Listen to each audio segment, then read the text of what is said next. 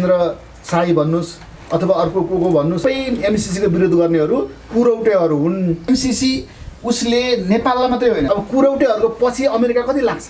उसले चाह्यो भने त नि नेपालले त्यो एमसीसी पास गरोस् कि नगरोस्। यसको विरुद्धमा त 1 लाखवटा अन्तर्वार्ता बजिसक्यो नेपालको मिडियाबाट। एमसीसीले गर्न खोजेको दुईटा कुरा छ। यसको विशुद्ध उद्देश्य के छ? नेपालको गरिबी निवारण गर्नको लागि अहिले नेपालको प्रधानमन्त्रीबाट ओलीलाई हटाउनु हुँदैन। कुरौटेहरूको देश हो यो। त्यसै पनि नेपालमा कुरौटेहरू धेरै छन्। सभामुखतिर इसारा गरेर के भन्नु हो भने तपाईँले हेर्नु, सबैले सार्वजनिक भएको छ। विदेशीकोसँग व्यापारमा कम्पिटिसन गर्नको लागि राष्ट्रियताको कुरा मात्रै गरेर त हुँदैन। अब अहिले खुकुरी चन्काएर काहीँ हुन्छ। अहिले यो केही मान्छेहरूलाई जसरी भए पनि कसरी बन्द आफू हाइलाइट हुनुपर्ने छ होइन। अमेरिका भनेको डेमोक्रेट मुलुक हो क्या। नेपालसँग रोकडा छैन, पैसा छैन।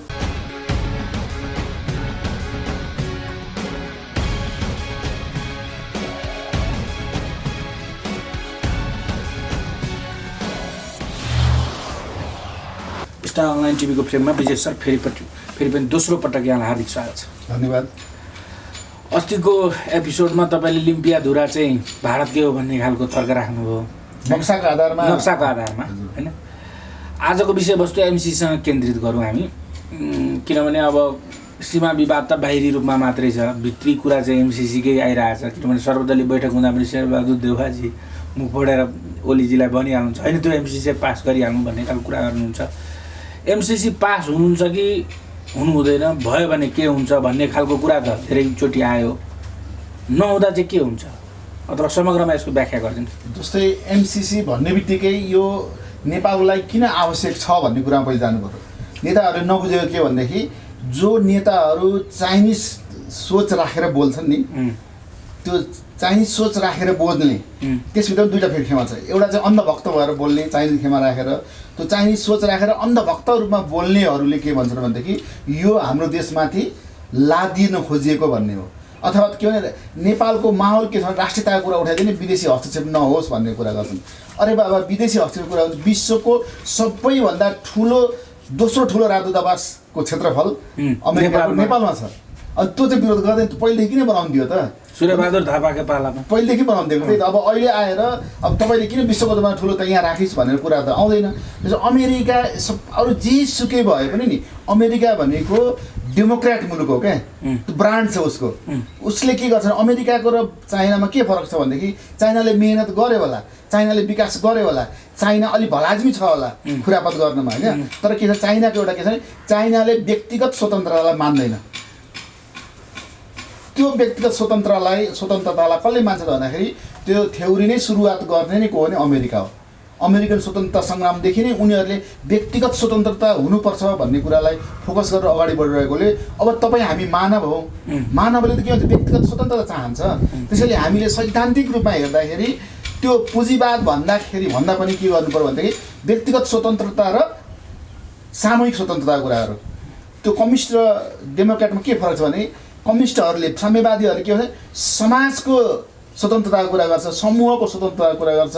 तर काङ्ग्रेसले अथवा डेमोक्रेटले के गर्छ भने व्यक्तिगत स्वतन्त्रताको कुरा गर्छ। अब अहिले के छ भने विश्वमा धेरै उदाहरणहरू देखिएको छ, धेरै रिसर्चहरू के देख्छ, जब व्यक्तिगत स्वतन्त्रता हुन थाल्छ, जब मान्छेले सम्पत्ति कमाउन पाउँछ, जब ऊ स्वतन्त्र रूपमा बोल्न पाउँछ, त्यो मान्छेको स्वभाव हो। तर त्यसको सुरुवात कसले गरिदियो भन्दाखेरि अमेरिका हो। त्यसैले अमेरिकाको विरोधमा सैद्धान्तिक रूपमा पनि जानु भनेको मूर्खता हो। तर अर्को कुरा के छ भनेदेखि अब एमसीसीको कुरा छ। एमसीसी उसले नेपाललाई मात्रै होइन, 40भन्दा बढी देशहरूमा यो उसले दिएको छ। यो किन दियो भन्ने कुरा सोध्नुहोस्।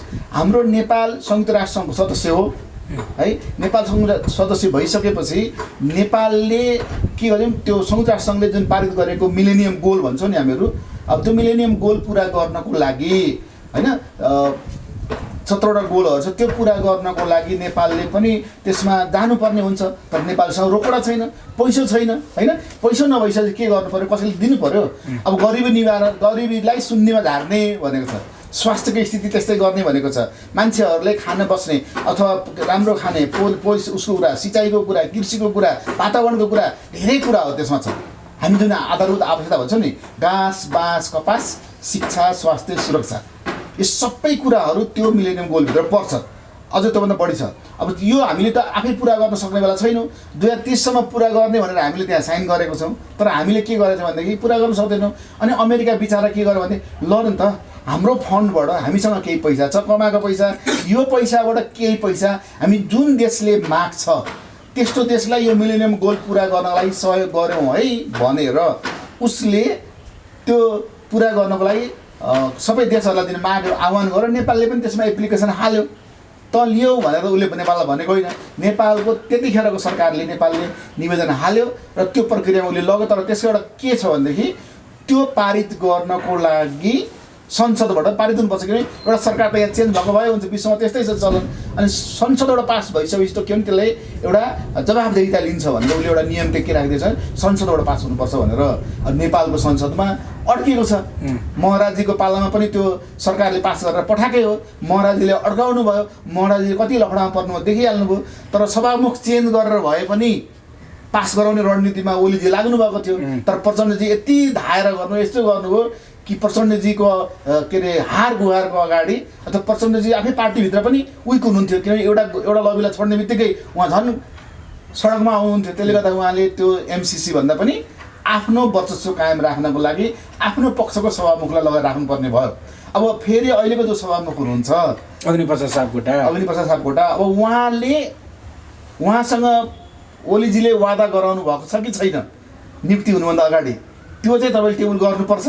त्यो टेबल गर्ने हो भने म तपाईँलाई सपोर्ट गर्छु भनेर कुनै जेन्टलम्यान एग्रिमेन्ट गरेको हुनुपर्छ। त्यसैले उहाँ अस्ति पनि जुन सम्बोधन गर्दा प्रधानमन्त्रीजीले सभामुखतिर इसारा गरेर के भन्नुभयो भने तपाईँले हेर्नु, सबैले सार्वजनिक भएको छ कि यो हामीले संसदमा यो प्रस्ताव सरकारले दर्ता गरिसकेको छ। पहिलेको सरकारको भएकोले हामीले त्यसको अथोरिटी लिनुपर्छ। योभन्दा हामीभन्दा पहिलो सरकारले यो ल्याएको निर्णय गरेकोले अथोरिटी लिएको छौँ र हामीले यसलाई संसदमा दर्ता गरिदिएका छौँ। अब त्यसलाई संसदमा बहसमा ल्याएर त्यो पारित गराउने काम त संसदको सरकारको होइन भनेर उहाँले प्रश्न भनिदिन्छ। अब सभामुखजीको भूमिका हो, उहाँले पनि के डेमोक्रेटिक मुभमेन्टभित्र अथवा संसद भनेको त एउटा प्रजातान्त्रिक प्रक्रिया अपनाउने ठाउँ हो नि। आफ्नो व्यक्तिगत स्वार्थले अथवा पार्टीको स्वार्थको कारणले अथवा चाइनिजहरूको इसारामा भन्नुपर्छ यसमा प्रष्ट रूपमा यो रोक्ने अथवा यसलाई हटाऊ भन्ने कामहरू गरेर त्यसलाई टेबल मुनि घुसार दिने कामहरू सभामुखजीले गर्नु हुँदैन। बरु उहाँहरूले इसारामै भन्नुभएको छ। उहाँले के गर्नुपर्छ भनेदेखि उहाँले त्यसलाई संसदमा टेबल गरेर बहसमा ल्याएर बकाइदे भोटिङ गरेर त्यसको छिनोफानो गरिदिनु भयो भने त्यो दोषबाट उहाँहरू मुक्त हुनुहुन्छ। त्यो पास चाहिँ हुनुपर्छ भन्ने म भन्छु। अब तपाईँले भन्नु होला किन पास हुनुपर्छ भनेर, किनभने यसको विरुद्धमा त 1 लाखवटा अन्तर्वार्ता बजिसक्यो नेपालको मिडियाबाट। 1000, 100, 200 होइन, 1 लाखवटा। त्यो त कस्तो छ भने तपाईँले हेर्नु विरुद्धमा इन्टरभ्यू हेर्नुहुन्छ, तपाईँले अस्ति भर्खर हाम्रो नेपाली काङ्ग्रेसको नेता मिनेन्द्र रिजाललाई एक दिन अगाडिसम्म गाली खैरो खनेर गाली गर्ने लाखौँ जुन भ्युवर्सहरूले एक दिन जब उनले भारतीयको एउटा टिभीमा उसले चर्केर बोलिदिए, नेपालको पक्षमा बोलिदिए, त्यही लाखौँ सबै भोलिपल्टै चेन्ज भयो। अहिले चुनाव भयो भने भारी मतले जित्नु पनि हुन्छ भनेपछि भोलिपल्टै चेन्ज भयो भनेपछि आज यता भोलि उता ढल्किने यो त मान्छेको चलन हो। तर के भन्छ भने एउटा तर्क हुनु पऱ्यो नि त, होइन? तर्क भावनामा बग्ने कुरा होइन यो। यसमा के छ भनेदेखि तपाईँले हेर्नुहोस्, नेपालको मुख्य स्रोत भनेको 3टा स्रोत छ। एउटा कृषि स्रोत, एउटा पर्यटन, एउटा बिजुली पानी, 3टा हो। कृषि, बिजुली अनि त्यसपछि पर्यटन। यो 3टा मध्ये यो एमसिसीले के गर्दैछ त अब त्यो हेर्नुहोस् है। एमसिसीले गर्न खोजेको 2टा कुरा छ। एउटा के छ बिजुली, नेपालको बिजुली जतिसुकै उत्पादन गरे पनि नेपालभित्र मात्रै खपत गरेर त्यो सम्भव छैन, त्यसबाट आम्दानी कमाउन सकिँदैन। त्यसले नेपालको बिजुलीलाई दक्षिण एसियामा बेच्नुपर्छ। दक्षिण एसियामा बेच्नको लागि नेपालले अन्तर्राष्ट्रिय मार्ग खोल्नुपर्छ। त्यसको लागि यो सन्धिमा के गरिएको छ भनेदेखि बुटबलदेखि गोरखपुरसम्म हाइटेन्सन लाइन बनाउने भनेको छ। यसमा छ है त्यो।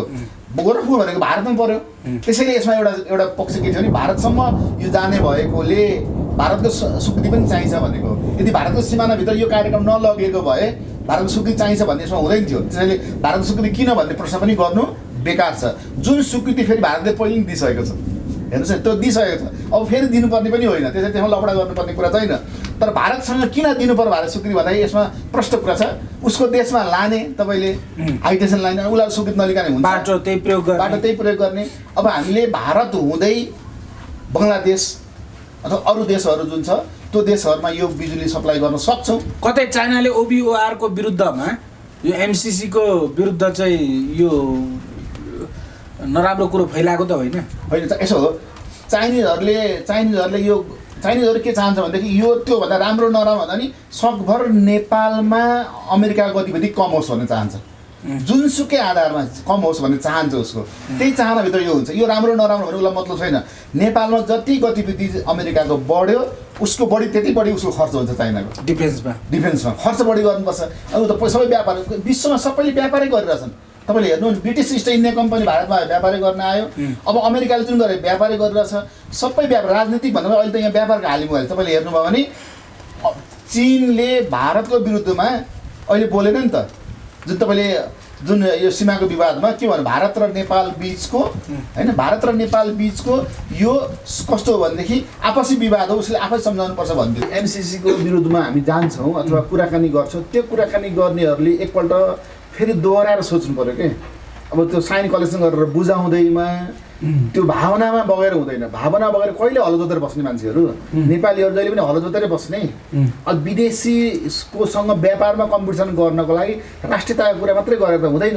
राष्ट्रियताले खाना त प्रचार कसरी गरिएको छ भने MCC पास हुने बित्तिकै यहाँको राष्ट्रपतिदेखि प्रधानमन्त्रीसम्म सब त्यो MCC को परिबन्ध बनाइदिन्छन्। यहाँ अमेरिकी सेना आएर बस्छ, त्यसले चाइना विरुद्ध गतिविधि गर्छ र त्यो गरिसकेपछि यहाँ यो सानो मुलुक छ चाइना र अमेरिकाको आर्मीको बिचमा हामी त कुटाइ मात्रै पो खान्छौँ कि। तपाईँलाई बताइदिउँ, तपाईँलाई थाहा छ नि इराकमा कसरी गयो अमेरिकन सेना? सोधेर गयो नेपाललाई अथवा UN लाई सोधेर गयो? केही सोधेर गएको त होइन कि उसले MCC गरेर गएको त होइन नि त। त्यसै पनि गयो, तहस बनाइदियो, सद्दाम हुसेनलाई खतम बनाइदियो, आखिरमा केही भेट्यो पनि भेटेन। उसले चाह्यो भने त नि नेपालले त्यो MCC पास गरोस् कि नगरोस्। तपाईँ राति सुत्नुहुन्छ नि भोलिपल्ट बिहान अमेरिकी सेना आएर बस्यो भने आश्चर्य मान्नु पर्दैन। त्यसैले उसले अब यो MCC पास नभयो भने चाहिँ आउँदैन, अनि पास भयो भने चाहिँ आउँछ भने सोधेर हाँस उठ्दो कुरा गरेर हुँदैन। चाह्यो भने जहिले पनि आइहाल्छ नि। कहिले रोक्ने बेला हो त होइन। त्यसो भए त्यो कल्पना मण्डलमा उफ्रेर त अमेरिका सेना नआएर बस्ने होइन, डराउने होइन। मलाई उनीहरूको कुरा सुनेर मलाई मुसु हाँस उठ्छ क्या। उसले आउला कि भनेर डरले MCC पास गर्न नदिने अरे। अब यो भनेको भने त्यो MCC उसलाई आउनु र नआउनु रोक्ने हो र। किनभने तपाईँले त्यहाँ हेर्नुभयो भने प्रष्ट के छ भनेदेखि त्यसको विशुद्ध उद्देश्य के छ, नेपालको गरिबी निवारण गर्नको लागि। त्यो पनि यो काम गर भनेर उसले भनेको होइन। नेपालका विज्ञहरूलाई, नेपाल सरकारले नेपालका विज्ञहरूलाई अमेरिकाले यो दिँदैछ सहयोग, यो पैसा कहाँ खर्च गर्ने त भनेर सहयोग एउटा टोली बनाएर उनीहरूले धेरै विश्लेषण गरेपछि यो मौका हो। यत्रो पैसा हामीले यो बिजुलीमा लगानी बढी गर्ने र केही पैसा पश्चिमी भूभागतिर जहाँ दुर्गम क्षेत्र छ, कर्णाली प्रदेशतिर उतातिर यातायातको सुविधा कम भएकोले गाउँघरमा उत्पादन भएको सामग्रीहरू बजारसम्म आउन पाइरहेको छैन, जसले गर्दा अथवा उनीहरूको गाउँमा पनि सामान यहाँबाट लाँदाखेरि महँगी हुन्छ। अनि यहाँ 10 रुपियाँमा पाउने कुरा त्यहाँ 50 रुपियाँमा किन्नुपर्छ भने त्यस्तो यातायातको सुविधा भयो भने त सस्तो हुन्छ। र त्यो सस्तो भएपछि त्यहाँको लोकल मान्छेहरूले पनि कम मूल्यमा किन्न पाउँछन् र आफ्नो सामान पनि बेचेर व्यापार पनि गर्न पाउँछन् भनेर केही ठाउँमा सडक बनाउने, जुन ठाउँमा त्यो मूल्य बढी भइरहेको छ नि सडक नभएको कारणले गर्दाखेरि त्यसलाई कम पार्नको लागि र त्यो कम्पिटिसनमा ल्याउनको लागि अथवा अरू सुगम भूभाग जस्तै त्यो दुर्गम भूभागलाई पनि कम्पिटिसनमा ल्याएर उनीहरूको पनि बसोबासमा उनीहरूको पनि एउटा सुकेका ओठहरू रसाउनु सकुन् भनेर गरिबहरूलाई लक्षित गरेर त्यो रोड बनाउनु खोजिएको हो। त्यो पनि राम्रै काम हो। र यो अर्को के भने नेपाल पानीले भरिएको छ, यो पानीको सदुपयोग गर्नुपर्छ। अब मोदीले भनेकै थियो नि यहाँको पानी र जवानीको सदुपयोग गऱ्यो भने कति वाह हुन्छ भनेर। अब त्यसै गर्दा तपाईँले के गर्नुहुन्छ भने त्यो पानीको सदुपयोग गर्नको लागि त पानी त बाँधेर बोरामा हालेर राख्न सकिँदैन, पानी पिएर मात्रै त भएन, पानीको बिजुली बनाउनु पर्यो। त्यो बिजुली बनाएको नेपालभित्र मात्रै प्रयोग गरे पनि भएन। त्यसले गर्दा तर के हुन्छ भने त्यो बिजुली हाई टेन्सनबाट लग्यो भने अहिले तपाईँले यसो विचार गर्नुभयो भने भारतमा पनि बिजुलीको आवश्यक पर्छ। किनभने अहिले अमेरिकाले जुन चाइनामा जुन व्यापार गरिरहेको छ नि, चाइनासँग उसको अहिले जुन विरोध भइरहेको छ, अलिकति त्यहाँ खटपट भइरहेको छ, त्यहाँ धेरै उद्योगहरू उठेर भारत आउन खोजिरहेछ। त्यो ठुल्ठुला उद्योगहरू भारत आयो भने उनीहरूलाई त बिजुली चाहियो। अनि त्यो बिजुली हामीले त सटासटी बेच्न पायो भने हामी चाइनाको धेरै उद्योगहरू भारत आउन खोजिरहेछ। त्यसै गरी भारतमै हाम्रो ठुलो मार्केट हुन्छ बिजुलीको। अनि त्यसले गर्दाखेरि हाम्रो अहिले नै बरु हाम्रो विज्ञहरूलाई धन्यवाद दिनुपर्छ किन उनीहरूले गोरखपुरसम्म लाने, त्यहाँबाट बरु अरू अन्य छिमेकी मुलुकहरूमा लाने विस्तार गर्ने भनेर जुन प्लान गरेको छ। यो यसले कहाँ राष्ट्रियताको कुरा गरेको छ यहाँ कहाँनिर राष्ट्रियताको अप्ठ्यारो पारेको त एउटा कुरा के छ भनेदेखि त्यो अडिट गर्ने कुरा उनीहरूले नै गर्नुपर्छ भनेको छ तपाईँले ती विराटनगर आँखा अस्पताल हेर्नुहोस् त त्यो आँखा अस्पताल जर्मनले बनाइदिएको थियो त्यो बनाउँदाखेरि त्यसको डाइरेक्टरहरूमा त्यो बनाउनलाई को आएको थियो जर्मनी नागरिक नै कर्मचारी भएर आएको थियो यहीँ अमेरिका चीनले जुन रिङ रोड बनाइदियो त्यो रिङ रोडमा कति तपाईँको चाइनिजहरू देख्नुहुन्थ्यो तिनीहरू तलब खाएन कि तिनीहरू भोलिन्टियर खट्न आएको थिए त्यो आएको बजेट भन्दा त कति बजेट त मेसिन कसको थियो त उनीहरूकै थियो त्यो मेसिनको भाडा कसले लग्यो उनीहरू लगे भनेपछि जति बजेट आउँछ त्यो बजेटबाट त नेपालले के गर्छ भनेदेखि धेरै जति पनि विदेशी बजेटहरू आउँछ त्यसका कतिपय कन्सल्ट्यान्टहरू विज्ञहरू अथवा औषध के अरे त्यो सामग्रीहरू त उतैबाट आउँछ अब त्यो कुरा उसको आयो उसले गर्ने भयो भनेर विरोध गर्नुभन्दा त सबैमा त्यस्तै छ भनेपछि यो जति पनि आवाजहरू निस्किरहेको छ यसको पछाडि चाइनिज फन्ड छ होइन चाइनिज फन्ड टाउको एक दुईजना छ होला अरू त के भने मिठो भाषण सुनेको पछि लाग्यो नि त हो नि भाषण मिठो गरिदियो अनि यसो राष्ट्रियताको कुरा गरिदिएपछि त मान्छे खुकुरी चम्काउने भयो अब अहिले खुकुरी चम्काएर काहीँ हुन्छ अहिलेको के अरे एउटा मम्मीको बेलामा त्यो पनि थाहा छैन खुकुरी भने सबैलाई ठुलो देखेको त्यही देखेको त होइन हामी हुन्छ नि हामी जस्तो मधेसको मान्छेहरू छौँ हामीलाई झिल्ली कचरी मनपर्छ होइन अब त बर्गर सर्गर भन्दा झिल्ली कचरी मनपर्छ अब हामी यो गोर्खालीले पनि त्यही खुकुरी मन परिरहेको छ अब त्यो खुकुरीमा त चम्काएर त भएन नि त होइन त्यो खुकुरी चम्काएर अहिले कहाँ गइसक्यो उसले मैले एकचोटि सुरेन्द्र केसीलाई तपाईँ त वीर गोर्खालीको सन्तान हो भनेर भनेको थिएँ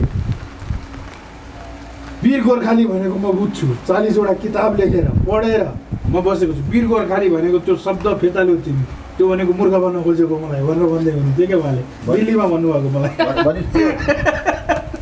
त्यतिखेरको जमानामा त्यो गोर्खाली भन्ने जुन ऊ थियो त्यो त ठिक छ होइन तर अहिले त जसले पृथ्वीनारायण शाहलाई गाली गरेर हिँडिरहेका छन् गोर्खाको राजको के अरे उसलाई अब त्यो गोर्खाली भनेको त्यो सिङ्गो नेपाली भन्नुपर्ने अवस्थामा गोर्खाली वीर भनेर भयो नेपाली भन्नुपर्ने शब्द हो नि त अहिले त अहिले वृहत रूपमा सोध्दा त गोर्खाली भन्ने त्यही सङ्कुचित दिमाग हो त्यसरी यो शब्दहरूको पनि खेल जुन भइरहेको छ नि अब यहाँ के छ भनेदेखि यो केही मान्छेहरूलाई जसरी भए पनि कसरी आफू हाइलाइट हुनुपर्ने छ होइन आफू चर्चामा आउनुपर्ने छ अनि त्यो के गरे हाम्रा जुन जनताहरू छन् ती जनताहरू केमा बढी चासो लिन्छन् भन्दाखेरि राष्ट्रियताको कुरा गर्यो एकपटक उनीहरूको पक्षमा बोलिदियो अब त्यो बोल्ने बित्तिकै के हुन्छ भनेदेखि उनीहरू त्यत्तिकै हाइलाइट हुन्छन् अब अहिले मनिषा कोइराला धेरै हाइलाइट बनाइदिएको छ हेर्नुहोस् एउटा उसले ट्विट गरेको आधारमा त्यत्रो हाइलाइट गरिदिएको छ अब त्यत्रो प्रोपगन्डा गरेर समय खेर पाल्नुभन्दा त बरु केही काम गरेर बस्छौँ नि किनभनेदेखि विश्वमा हेर्नुहोस् त मान्छे किन धनी भएको छन् भन्दाखेरि काम गरेका छन् काम गरेका छन् तर यहाँ काम होइन बढी कुरा हुन्छ त्यसैले यदि एमसिसी पास भएन भने नेपाल कुरौटेहरूको देश भनेर प्रमाणित हुन्छ हेर्नुहोस् है पास भएन भने कुरौटेहरूको देश हो यो त्यसै पनि नेपालमा कुरौटेहरू धेरै छन् होइन तपाईँले ज्ञानेन्द्र साई भन्नुहोस् अथवा अर्को को भन्नुहोस् होइन सबैको नाउँ पनि याद त्यति हुँदैन हेर्नुहोस् धेरै म देखिरहेको छु यी सबै एमसिसीको विरोध गर्नेहरू कुरौटेहरू हुन् अब कुरौटेहरूको पछि अमेरिका कति लाग्छ हामी कति लाग्नु त्यसैले कुरौटेहरूको देश भनेर प्रमाण अहिले साँच्चै के भने विश्वले विश्वास गर्न छोड्छ यदि एमसिसी पास भएन भने धेरै यस्ता विश्वका अन्य कुन देशमा एमसिसी छ विश्वमा धेरै देशमा गरिब देशहरू तपाईँ जति पनि छन् 40वटा देश भन्ने भनेपछि जुन गरिब देशहरू छन् होइन धनी देशहरूले लिने कुरै आएन जो गरिबी रेखामुनि छन् जो विकासोन्मुख भन्छौँ हामी विकासतर्फ उन्नतितर्फ गइरहेको 40भन्दा बढी देश भएपछि त प्रायः जस्तो सबै गरिब देशहरूले लिइसकेका लिन्छन् तर जो चाइनाले भन्छ नले भनेर उसलाई डर हुन्छ नि त्यसै भएर अझ नेपालमा उसले भन्नु पनि बाध्यता किन छ भने नेपाल त सिमानाकै छेउमा छ कहिले काहीँ त उसलाई डर छ नि त यहाँ मैले अघि नै भनिसकेँ कि नेपालमा जति चलखेल अमेरिकाको बढो अमेरिका टुरिस्टहरू पनि छेउछेउमा पुगुन् न त्यहाँ हिमाल छेउमा जति पुग्यो उनीहरूलाई के हुन्छ शोषण केही गर्न आँटेको कुनै मेसिन राख्न आँटेको त्यस्तो त भइहाल्छ किन दुश्मनको रूपमा अहिले सिधी उता जस्तै भइरहेको छ अहिले उनीहरूको बिचमा त्यसै गर्दाखेरि हामीले त्यो पनि उसको पनि आफ्नो सुरक्षाको दृष्टिकोणले जुन सोचिरहेको छ चाइनाले त्यो पनि उसलाई ठिकै भन्नुपर्छ तर चाइनाको बहकाममा लागेर हामीले अथवा राष्ट्रियताको नारा दिएर हामीले त्यो आएको पैसो हामीले छोड्नु हुँदैन मेरो त तर्क छ भनेपछि एमसिसी पास गर्नुपर्छ चाँडै पास गर्नुपर्छ र तपाईँहरूले भन्नु होला कि मान्छे छक्क पर्छन् के यस्तो कम्युनिस्ट छ पुरा भारतको विरोध गरेको छ ओली तर एमसिसी चाहिँ किन उसले छोडेको छैन लिसो टाँसेको जस्तै टाँसेको चाहिँ एमसिसीमा भनेर कम्तीमा ओलीले बुद्धि पुऱ्याउनु भएको छ। प्रधानमन्त्रीलाई म धन्यवाद दिन्छु, कम्तीमा एमसिसीको बेला बेलामा पुरा गरिदिनुहुन्छ। किनभनेदेखि नेपालको विकास गर्नुपर्छ, समृद्धि गर्नुपर्छ नारा छ नि त। त्यो समृद्धिको नाराको लागि त एउटा त विभिन्न हाँगामध्ये एउटा हाँगा त्यो पनि हो, एमसिसी पनि हो। त्यसैले गर्दाखेरि उहाँले त्यो पास गर्न खोज्नु भएको हो। एउटा त त्यो हो बाहिर रूपमा हेर्दाखेरि। तर भित्री रूपमा हेर्दा के देखिन्छ भनेदेखि अमेरिकासँग कुनै घटनामा उहाँको हेर्नुहोस् है, ओलीजीको कुनै सन्दर्भमा यसभन्दामा सत्तामा हुनुभन्दा अगाडि नै कुनै सन्दर्भमा अमेरिकी खुफियाहरूले उहाँको केही रिपोर्टहरू तयार गरेर राखेको हुनुपर्छ। के मदन भण्डारी हत्याकाण्डको? अब तपाईँले भन्नु मदन भण्डारी हत्याकाण्ड पनि हुनसक्छ, अरू पनि धेरै घटना, कि एउटा मात्रै काण्डलाई लिनु हुँदैन, काण्डै काण्ड भएको छ यहाँ त। तपाईँले महाकाली सन्धि गर्दाखेरि कसरी कुराकानी भयो भनेर के अमेरिकासँग रिपोर्ट छैन होला? ओलीहरूले महाकाली सन्धि गर्दाखेरि कुन खुरापात गरे माधव कुमार नेपाल र ओलीले भनेर भारतसँग के बार्गेनिङ गरेर त्यो रेकर्ड राखेको छैन होला र? किनभनेदेखि अमेरिकन जासुसीहरूले त यिनीहरूले गरेका प्रत्येक गतिविधिहरू राखेको हुन्छन्। त्यो गतिविधिहरूमध्ये एउटा कार्ड मात्रै बाहिर देखाइदिने हो भने अनि प्रचण्ड, ओली अथवा देउबा भन्नु अथवा जुनसुकै यहाँको नेता भन्नु, प्राय विदेशीको हन्डी खाने अथवा विदेशीहरूसँग चन्दा लिएर चुनाव उठ्ने। यहाँ त के गर्छ, चुनाव भयो भने उनीहरूलाई दसैँ हुन्छ। नेताहरूलाई चुनाव आउनु भनेको दसैँ आउनु हो। हेर्नुहोस् है यहाँ, किनभनेदेखि चन्दा लिन पाइन्छ। सबै एमबिसीहरूले चन्दा दिन्छन्। जसरी हामी तिहारको बेलामा देउसी खेल्न जान्छौँ नि, देउसी खेल्न जाँदाखेरि त्यहाँबाट दक्षिणा लिन्छौँ, त्यस्तै चुनावको बेलामा देउसी खेल्न गएको जस्तै नेताहरू एमबिसी धाउँछन्। उनीहरूले त्यहाँबाट चन्दा लिन्छन्। त्यो चन्दाबाट आधा पैसा खर्च गर्छन्, आधा बचाएर काठमाडौँमा फर्किन्छन् अथवा अरू ठाउँमा राख्छन्, ब्ल्याक मनी बनाएर राख्छन्। अहिले धेरै अरबमा आयो भने स्विस ब्याङ्कमा पठाउँछन्। त्यस्तै गरिरहेको छन् नि। यो त पहिलेदेखि चलन चल्थ्यो। त्यसले गर्दाखेरि नेपालमा चुनाव आउनु भनेको नेताहरूको लागि तिहार आउनु, देउसी खेल्न पाए जस्तै पैसा वसुल गर्ने जस्तै हो। त्यसैले अब हामी के भन्छौँ भने यो एमसिसीको विरोध गर्नेहरू त्यो पैसाको मुहानमा पुगेका छैनन् क्या। त्यो पैसा जहाँबाट झर्छ नि त्यो मुहानमा उनीहरू पुगेका छैनन्। तर के हुन्छ त्यो मुहानमा पुग्ने बाटोको खोजीमा छन् उनीहरू। अनि जब त्यो मुहानमा पुग्छन् त्यसपछि उनीहरू फेरि के हुन्छ भनेदेखि विरोध गर्न छोडिदिन्छन्। भनेपछि यो मान्छेको एउटा मेन्टालिटी हुन्छ नि, राजा ज्ञानेन्द्रको विरोध गर्ने अनि पायो भने उनकै कुर्सीमा बस्ने, त्यो मेन्टालिटीमा आधारित छ यो विरोध। हो भने यस्तो छ, त्यो राजा ज्ञानेन्द्रको भन्दा पनि कस्तो भनेदेखि तपाईँले कुनै पनि जस्तै विरोध पहिले सुरुमा विरोध गरिदियो अनि विरोध गरेपछि उसले खोज्छ, उसले खोजिसकेपछि मलाई खोजो भनिसकेपछि त फेरि के हुन्छ भने अनि त्यो लाइन पायो भन्ने हुन्छ नि। तपाईँले एउटा के हुन्छ भने सुन तस्करीको लाइन जुन अहिले छ नि, तपाईँले हेर्नुभयो भने पहिलेको सुन तस्करीको लाइन ओलीको पक्षको मान्छेहरूले पाएका थिएनन्, अथवा अहिलेको गृहमन्त्रीको पक्षको मान्छेले सुन तस्करी गर्ने लाइन थिएन उनीहरूको। अरूै ग्याङको जसले चन्दा अरूलाई दिन्थे तिनीहरूको ग्याङको थियो। अब यिनीहरू नयाँ सत्तामा आइसक्यो, यिनीहरू के भने त्यो पुरानो ग्याङलाई तहस नहस गरेर नयाँ आफ्नो पक्षका दनहरूलाई त्यसैको परिणाम त्यो गोरेदेखि यो सबै एरेस्ट हुनु त्यही परिणाम हो। त्यो तपाईँले गोरेको कुरा गर्नुभयो अथवा अरू पनि कुरा गर्नुभयो, अथवा गोरे त एउटा पात्र मात्रै थिए, त्यसका बोस त अर्दै थिए। ती बोसहरू निष्क्रिय भएर अरू बोसहरू खडा भए होइन। यस्तो भयो किनभने ती बोसहरू निष्क्रिय किन अहिलेको सत्ताले मलाई सहयोग गरिरहेको छैन, अनि त्यसै गरेर उनीहरू निष्क्रिय भए, कानुनी कारबाहीबाट उनीहरू बचे। तर अब नयाँ बोसहरू तयार भएको छन्, उनीहरूले अहिले पनि सुन तस्करी गरेर लगिरहेका छन्। हेर्नुहोस् है, त्यो अहिले पनि पहिलेभन्दा बढी सुन गइरहेको छ अहिले। तर किनभने अहिलेको जुन बाटो हुन्छ नि, लाइन पाउनु भने तपाईँ तराईतिर हेर्नुहोस् न, बोर्डरमा लाइन खोल्यो भन्ने हुन्छ नि, सिडिओ एसपीहरू सुरक्षा निकाय मिलेर। अनि एउटा एसपी जान्छ हेर्नुहोस् त्यहाँ तराईको, तपाईँले भन्नुभयो भने एउटा एसपी सरुवा भएर जाने बित्तिकै के गर्छ, 1 हप्ता 10 दिन बन्द गरिदिन्छ। बोर्डर बन्द भयो भनेपछि अनि किन बन्द गर हजुर भन्दा बेलेकियाहरू पुग्छन्।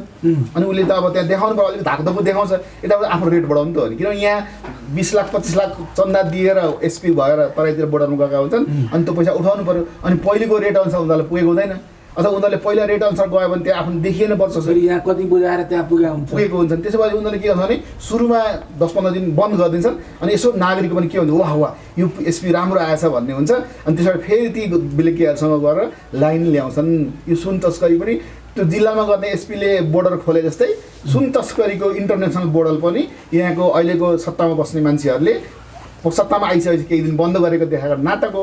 तर फेरि खुलिसक्यो, भित्रभित्र भइरहेछ, खुलिसक्यो भने यो सरकारको पक्षको मान्छेहरूले गरिरहेछ हो। यसमा के हुन्छ भनेदेखि तपाईँले भन्नुहोस् कसको पालामा कुन व्यापारीको पहुँच हुन्छ, त्यो व्यापारीले त्यो काम गर्छ होइन। त्यस्तो सिस्टमहरू छ। त्यसले गर्दा तपाईँले के भन्नु, यो सबै पैसा नेताहरूको सबै जति पनि छ, लास्टमा यिनीहरूको बिन्दु भनेको अन्तिम बिन्दु भनेको देशमा समाजवाद ल्याउने होइन, यिनीहरूको अन्तिम बिन्दु भनेको कसरी पैसा दिने निकायहरूलाई निचोर्न सकिन्छ त्यो उम्काउन सकिन्छ र आफू जसरी आफू आफ्नो लालाबाला आफ्नो कार्यकर्ता कसरी खुसीमा राख्ने र जनताले आफ्नो ताली पिडिरहन् आफू सत्तामा बसिरहोस् भनेपछि यो राजनीति गरेका छैन क्या अर्थ राजनीति गरेका छन् पैसा कमाउने राजनीति गरेका छन् त्यसैले गर्दा एमसिसी को भन्नेको एउटा कुरा पारित हुनुपर्छ त्यसैले अब हामीले जतिसुकै गरे पनि त्यति पैसा हामीले आफैले कमाएर आफ्नो पैसा हाल्ने भने जुन भन्छ नि हामीले एनसेलको त्यो जुन कर गयो त्यो पैसा ल्याएर हाल्न भने इक्जाम्पल दिए हेर्नु मान्छेहरूले किन त के दिए के दिए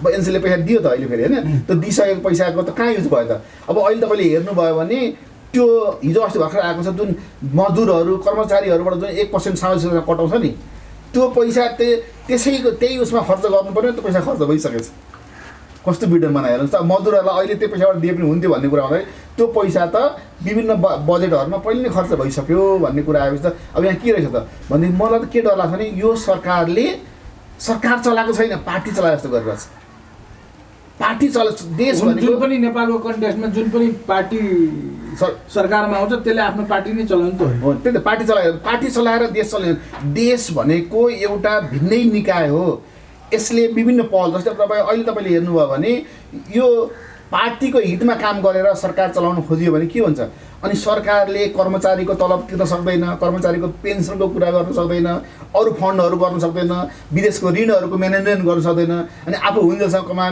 आफू छोडेपछि अर्को विरोध गर्यो अनि देशलाई त के हुन्छ कङ्गाल बनाइन्छ जब देशै सडकमा आउँछ नि जसरी मान्छे सडकमा आउँछ त्यसरी देश पनि सडकमा आउँछ जब देशै सडकमा आउँछ अनि त्यतिखेर हामीले कसलाई गुहार्ने त्यसैले गर्दाखेरि यी नेताहरूले संस्थागत भ्रष्टाचारहरू गरिरहेछन् बरु त्यसको विरोध गर्नुहोस् तर एमसिसीको विरोध गरेर समय खेर फाल्नु भनेको भावना मात्रै हो विकासमाथि बाधा पुर्याउनु भन्ने तपाईँको निष्कर्ष विकासको एउटा निम्तिमा बाटो बन्ने बिजुलीको लागि एउटा निकास आउने भन्ने कुरा थियो बरु तपाईँले मैले के भने यदि विरोधै गर्नु थियो भनेदेखि यो गर्छु भन्नुभन्दा अगाडि नै धेरै थियो नि तपाईँले 5-7वटा विकास यो जुन संसद छ प्रान्तहरू अहिले जुन बनेको छ सबै प्रान्तहरूमा ठुल्ठुला 14वटा फ्याक्ट्री खोल्दै पनि हुन्थ्यो नि त त्यही पैसाले उसले त यो गर भनेको छैन त्यही बिजुली नै बना भने उसले भनेको छैन नि त अमेरिका जे गर्छ तपाईँ आफ्नो त्यसको आवश्यकता अनुसार गर भनेको थियो अब यो गर्नु भन्नुपर्नेमा अब त्यो नगरेर बिजुली बनायो भने त्यो पनि त विज्ञहरूको केही त अनुभव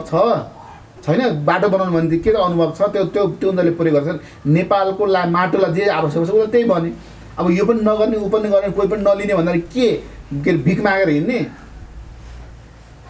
त्यसैले गर्दाखेरि अरू देशले पनि लिएको छ हामीले पनि लिनुपर्छ तर भिख मागेर गरिबीको कारणले बसेर सधैँ राष्ट्रियताको कुरा गर्नुभन्दा त्यसबाट सेना आउँछ भनेर डराएर उनीहरूले हामीलाई ग्राफमा पार्छ भनेर डराएर कसरी ग्राफमा पार्छ असली त्यो त मनको डर मात्रै हो मनमा डराएर हुँदैन आफू निष्पक्ष हुनुपर्छ त्यसलाई सदुपयोग गर्नुपर्छ त्यो संस्थागत भ्रष्टाचार गर्न छोड्नुपर्छ र विश्वमा आफ्नो भिजनलाई राख्न सक्नुपर्छ बिपी कोइरालाले आफ्नो भिजन दुःख पाए तर उसले विश्वमा आफ्नो भिजनलाई जहिले पनि राखे अनि त्यो एउटा भिजन बोकेर हिँड्नुपर्छ अब यहाँ भिजनै केही छैन भिजनै बोकेर हिँड्दैनन् अनि त्यसले गर्दा के हुन्छ भनेदेखि यो यताउता गएर मैले अघि भने जस्तै फेरि त्यही हुन्छ कि प्रधानमन्त्री हुन् गृहमन्त्री हुन् जोसुकै हुन् यी सबै के छन् भनेदेखि कुनै एउटा सिद्धान्तको आधारमा हिँडेका देखिँदैनन् त्यो सिद्धान्तलाई लागू गर्नलाई उनीहरू हिँडेका छैनन् उनीहरू त तत्काल मासले के भन्छ 2 वर्षको लागि निजामती कर्मचारी सिडिओ सरुवा भएर जब जिल्ला जान्छ नि त्यतिखेर 2 वर्ष यता तपाईँले भनेअनुसार एमसिसीको आंशिक पैसा चाहिँ यहाँ नेपाल आइसकेको छ जसको कारणले त्यो विद्युतको प्रसारण लाइन बन्दैछ होइन त्यो पैसा आएको भन्नु मिल्दैन पैसा त उसले अमेरिकाले पैसा त तपाईँलाई मैले अघि भनेको चुनावमा कति पैसा दियो होला त्यो रेकर्ड हुँदैन अरू कति माध्यमबाट पैसा आउँछ त्यो हुन्छ होइन तर त एमसिसी पास नभएको उनीहरूले पैसा दिँदैन पैसा आयो भन्ने कुरा सबैले जसले भनेन पैसा आयो होला गोप्य रूपमा त्यो त आउने कुरा त त्यो देखिँदैन त्यसरी हुँदैन किनकि ऊ त उसको चाहिँ त्यो तबसम्म संसदबाट पास भएर जाँदैन तबसम्म पैसा त्यसले दिँदैन त्यसरी अहिले पैसा आयो भनेर हामीले भन्नु गलत हो तर यहाँ कुरा के उठेको थियो संसदमा जुन बनाउने भनेको थियो नि त्यो हामीले हाइटेन्सन लाइन बनाउने भन्ने कुरा थियो त्यस्तो हाइटेन्सन लाइन बनाउनको लागि अहिलेको बजेटमा हाल्ने भनेर नीतिमा कार्यक्रममा आएपछि कतै त्यो कसरी आयो त त्यो जब कि भारत अमेरिकाले पैसा दिएपछि एमसिसी पास भएपछि त हुनुपर्ने अहिले नै किन आयो भनेपछि यसले एमसिसी पास गर्न आँट्यो प्रधानमन्त्रीले भने शङ्का गरेर पार्टीभित्रकै केही नेताहरूले उसको विरोध गरे तर के एमसिसी आयो भने ठिकै छ त्यही बजेट लगाउँछन् तर एमसिसी नआयो भने देशको बिजुली बेच्ने विकासको काममा उसले पैसा लगाउन नमिल्ने प्रधानमन्त्रीले मिल्छ नि सरकार नेपाल सरकारले पनि त्यही भएर प्रधानमन्त्रीलाई त बरु के गर्नु नि आउँछ कि आउँदैन ठेकान भयो तर विकास त गरिहाल्नु पऱ्यो समृद्धि त गरिहाल्नु पऱ्यो उसको भित्री के नेपाललाई समृद्ध मुलुक बनाउने भन्ने छ त्यसैले मैले अस्ति पनि एउटा स्टेटस लेखेको थिएँ अहिले नेपालको प्रधानमन्त्रीबाट ओलीलाई हटाउनु हुँदैन केपी ओलीलाई हटाउनु उही ठिक छ भनेर अस्ति विवाद हुँदा पनि मैले लेखेको थिएँ प्रचण्ड ल्याएर के गर्ने अथवा अर्को मान्छेलाई माधव गर्ने ल्याएर के गर्ने विकल्पमा आउने मान्छेहरू नै कुनै काम लाग्ने छैनन् भनेदेखि उही ठिक छ बरु भन्ने कुरा मैले गरेको थिएँ अहिले पनि म त्यही भन्छु एमसिसी पास गर्नको लागि पनि ऊ प्रधानमन्त्री हुन आवश्यक छ सरकारको डिटेल गर्न आवश्यक छ र समृद्धि बनाउने कुरामा उसले के सोचेको छ भनेदेखि अहिले त फेरि के भने उहाँको पुनर्जन्म भएको जस्तो हामी सोच्छौँ अब कार्यक्रमको अन्तमा छ हामी विजय सर अब तपाईँको यस्तो कुरा सुनिसकेपछि कमेन्ट चाहिँ तपाईँले जिन्दगीभर नखाएको गालीहरू आउँछ एमसिसी पास गर्नुपर्छ भनेपछि त्यो कमेन्ट गर्नेहरूलाई चाहिँ अन्तमा के भन्न चाहनुहुन्छ बुद्धले कति गाली खाएको थिए बुद्धले जति गाली खान्थे मुसुक्क मुस्काइदिन्थे गइहाल्थ्यो होइन त्यो गाली खानेहरूले के हुन्छन् जसले मलाई गाली गर्छन् नि त्यो गाली मैले स्वीकार गर्छु तर त्यो गालीको उसले रियाक्सन नपाउनु उसलाई के हुन्छ पछि बिस्तारै जब बुझ्दै जान्छ नि जब उसको केस पाक्दै जान्छ नि जब उसले बुझ्छ कि नेताहरूले हामीलाई बेकु बनाइरहेको रहेछन् हामीलाई नेताहरूले आफू पैसा कमाउने भाडो बनाएको रहेछन् आफू सत्तामा पुग्ने सिँढी हामीलाई बनाइरहेको रहेछन् जब उनीहरूले बुझ्छन् नि त्यसबाट एहे यो विजय मिश्र भन्ने मान्छेले भनेकै कुरा बरु ठिक रहेछ हामी चाहिँ बरु गल्ती गरिरहेको रहेछौँ हामी हावामा कुदिरहेको रहेछौँ भन्ने कुरा उनीहरूलाई फिल हुन्छ जब उनीहरूलाई महसुस हुन्छ मलाई भन्नु पर्दैन आफूलाई महसुस भए पुग्छ सबै समाजको लागि धेरै धेरै धन्यवाद हस् त समय दिनुभयो यसको लागि धेरै धेरै धन्यवाद